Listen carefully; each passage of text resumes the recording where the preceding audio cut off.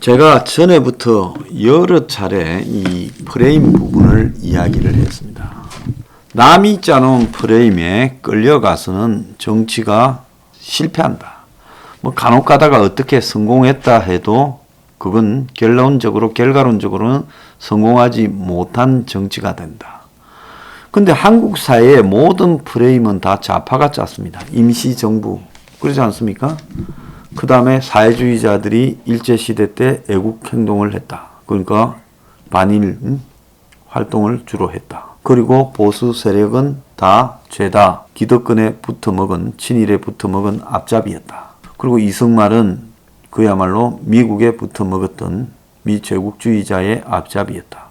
이런 걸 낙인을 찍혀놓고 부패한 자다. 내지는 독재자다라고 낙인 찍어놨습니다.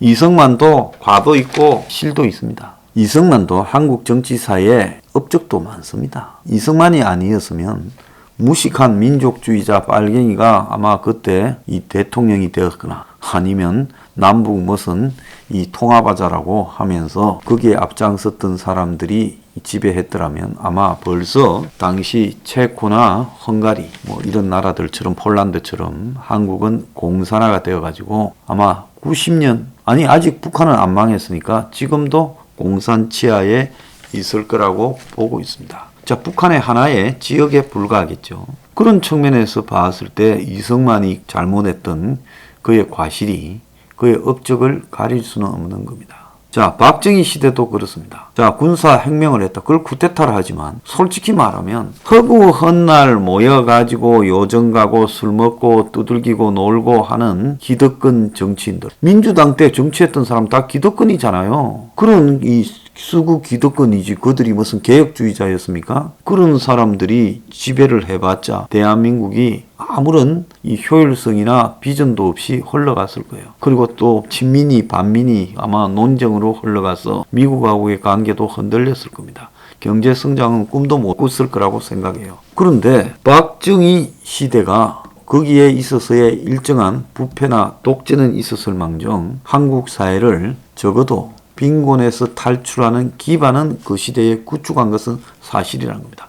그러니까 어떤 시대든 그 시대를 거칠 때는 업적도 있고 또 과오도 있겠지만은 결국은 제가 봤을 때 박정희도 그 시대도 업적이 과오보다 컸다라는 것은 사실입니다. 자, 물론 박정희식 통치가 한계에 이르러서 무너졌지만 그 이후에 전두환 노태우가 잡아서 그 잡는 과정에서 쿠데타가 있었고 또 정통성을 왜곡시키는 그런 과오가 있었습니다. 또 그들도 부패한 부분이 있었습니다. 그렇지만 그들은 이 나라의 경제를 갖다가 일정하게 이제 박정희 시대를 이어받아서 일정한 수준 이상으로 올리면서 대한민국의 최초의 마이홈과 중산층 시대를 열은 것도 사실이고 그 결과 90년대가 한국에서 가장 좋았던 시대가 된 거예요. IMF 때까지요.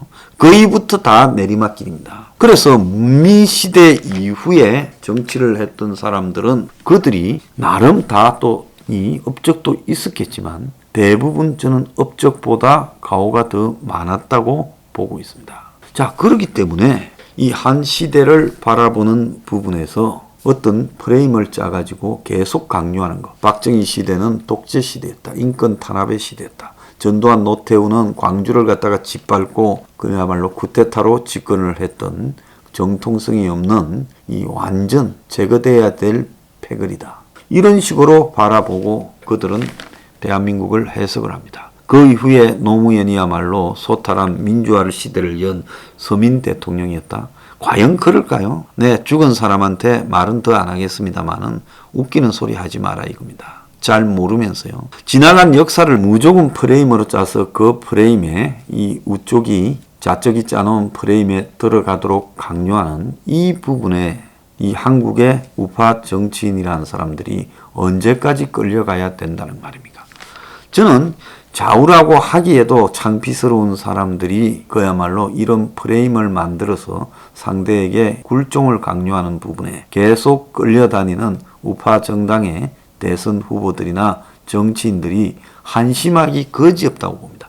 그들은 왜 좌측을 향해서 프레임을 짜서 좌측이 인정하고 부정하지 못하도록 하는 일을 만들어내지 못하는 겁니까? 왜 모든 프레임은 좌쪽만 짜고 우측은 없는 거예요? 공정인이 정인이 기회균등이니 이런 걸 왜 다 좌측이 독점합니까? 그들이 진짜 정의롭고 공정하고 기회가 균등한 세상을 열었어요? 문재인의 취임사에서 공정, 기회, 균등, 정의를 말했지 않습니까? 진짜 그런 세상이 됐어요? 그러지 못했고 이 두 사람의 시대에 집이 있는 사람과 없는 사람의 간극이 하늘과 땅으로 벌어졌고 그러지 않습니까? 부동산 계급 사회가 이루어졌어요. 그런데도 왜 이런 가치들을 그들이 마치 선점한 것처럼 이야기하고 그들의 위선, 겉으로는 서민이고 겉으로는 깨끗하고 청렴한 것처럼 말하고 국민과 대화하는 것처럼 말하면서 온갖 독재를 하고 부패를 저지르고 정치 권력을 이용해서 부패한 돈을 모으는데 이용하고 그러면서 정치적 견해가 다른 사람을 탄압하는 부분에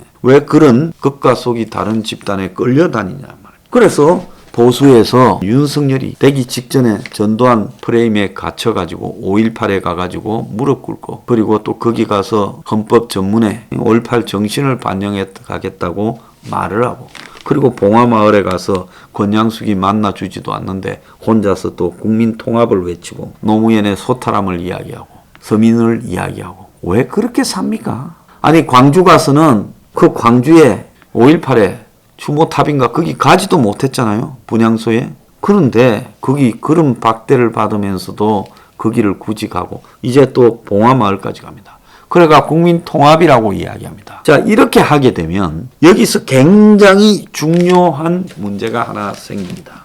자, 좌파들이 이렇게 우파들을 향해서 굴종을 강요하는 우위적 프레임을 끌고 갈 때 이걸 바라보는 모든 국민들, 특히 젊은 세대들, 그리고 과거를 모르는 세대들은 우파는 큰 잘못을 과거에 저지른 집단이고 적어도 무능할지 몰라도 양심과 도덕과 정의는 좌파에 있다고 인식하지 않겠습니까? 그런 잘못된 역사 왜곡이 실제 역사가 되는 부분에 스스로들 기여하고 있다고 비루한 우파 정치인들이 한번 생각해 보지 않았습니까? 김종인이가 5.18에 간 거는 자기의 과거에 잘못된 전적 때문에 거기 가서 앞으로 계속 배설해 먹고 개헌이라도 해먹고 하려면 좌파에서 자기를 공격하지 말아야 되니까 그 가서 무릎을 꿇은 거죠. 이준석이는 저쪽의 프레임을 이쪽에 가져와 가지고 지금 이쪽에 적용시키고 있는 스파이 역할을 수행하고 있다고 저는 보고 있습니다. 당의 대표가 됐으면 우파의 젊은 대표답게 새로운 우파의 개혁 가치를 담아야죠. 그래야 되지 않습니까? 그런데 저쪽의 가치를 따르면서 저쪽의 가치에 대해서는 성역화하고 그걸 갖다가 우파 집단에 강요하는 역할을 저 30대의 어린 놈이 하고 있어요. 이게 옳은 겁니까? 절대적으로 옳지 않죠. 이들이 김종인과 이준석이 대한민국의 우파가 이승만, 박정희 시대를 거쳐 전두환, 노태우를 거쳐 이까지 오는 동안에 무엇을 했습니까? 뭔 기여를 했어요? 김종인은 자기가 그 시대에 전두환, 노태우 시대에 몸을 담아놓고도 이 시대를 부정하면서 살아남으려고 하지 않습니까? 이준석이가 뭘 알아요? 아무것도 아는 게 없지 않습니까? 자, 박근혜에 의해서 발탁돼 놓고 유승민이 친구 아들이라고 그래가지고는 박을 부정하고 지금 모든 우파의 가치를 부정하면서 추상적인 눈에 보이지도 않고 존재하지도 않는 2030의 가치를 떠들고 자빠졌습니다. 내가 홍준표의 2030이나 이준석의 2030 실체가 없는 것이라고 말하지 않았어요? 홍준표나 이준석이가 2030의 고민을 공감하려면 여혐 남혐을 이야기하거나 꼴패미를 이야기하거나 그런 자극에 의한 정책을 말할 게 아니라 뭘 해야 되겠어요? 정말로 이 시대에 고통받는 2030을 위해서 국가가 집을 제공하는 문제를 진지하게 보수의 시각에서 해야 되는 겁니다. 저는 국가적 주택 공급은 좌파가 하면 안 되는 거라고 봐요.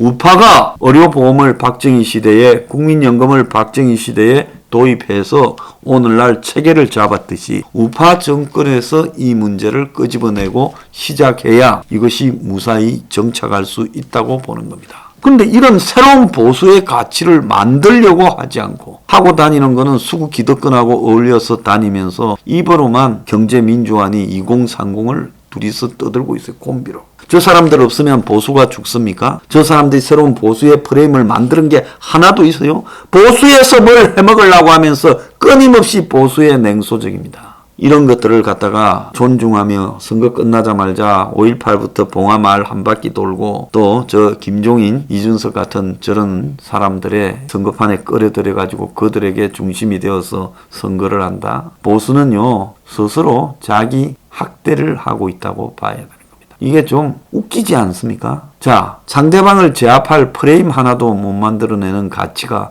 이념입니까? 문 닫아야지요. 한국 보수가 이런 수준이라면 문 닫아야 된다고 봅니다.